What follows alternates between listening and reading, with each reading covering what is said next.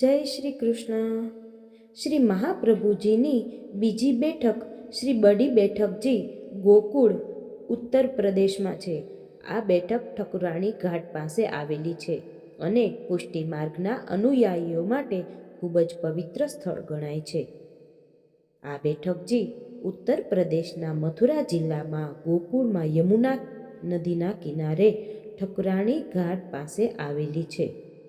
આ શ્રી મહાપ્રભુજીએ તેમના ભારત ભ્રમણ દરમિયાન અનેક સ્થળોએ રોકાણ કર્યું હતું અને શ્રીમદ ભાગવત પુરાણ પર પ્રવચનો આપ્યા હતા।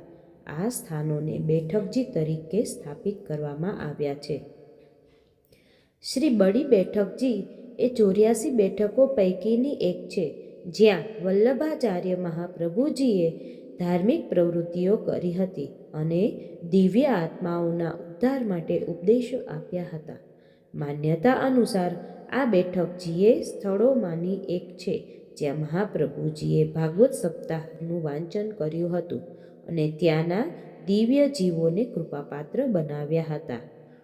પુષ્ટિ માર્ગમાં બેઠકજી ખાતે મૂર્તિ પૂજાને બદલે શ્રી મહાપ્રભુજીની ગાદી અને તેમના હસ્તલિખિત ગ્રંથો અથવા અંગત ચીજવસ્તુઓની પૂજા કરવામાં આવે છે। શ્રી મહાપ્રભુજીની બીજી અંદરની મોટી બેઠક છે।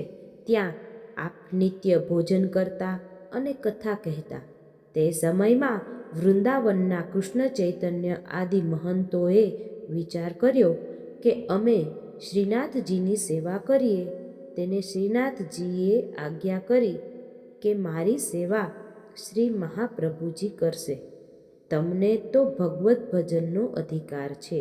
ત્યારે તે લોકોએ શ્યામાનંદ નામના વૈષ્ણવને શ્રી ગોકુળ મોકલ્યો। તેની પાસે શાલિગ્રામજીની સેવા હતી।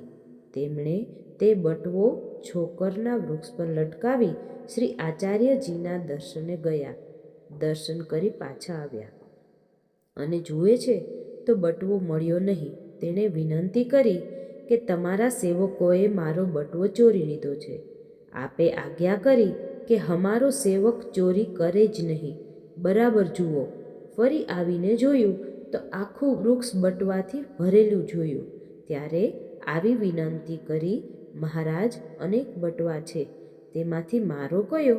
ત્યારે આજ્ઞા કરી કે તમારા ઈષ્ટને નથી ઓળખતા, ત્યારે આગળ સેવા શું કરશો? ફરી જઈને જુઓ। આવીને જુએ છે તો એક જ બટવો દેખાય છે। તે લઈને વૃંદાવન ગયા અને મહંતોને વાત કરી। ત્યારે તેણે માન્યું કે એ ઈશ્વરી અંશ છે। તેવી રીતે અનેક ચરિત્રો દેખાડ્યા। જય શ્રી કૃષ્ણ।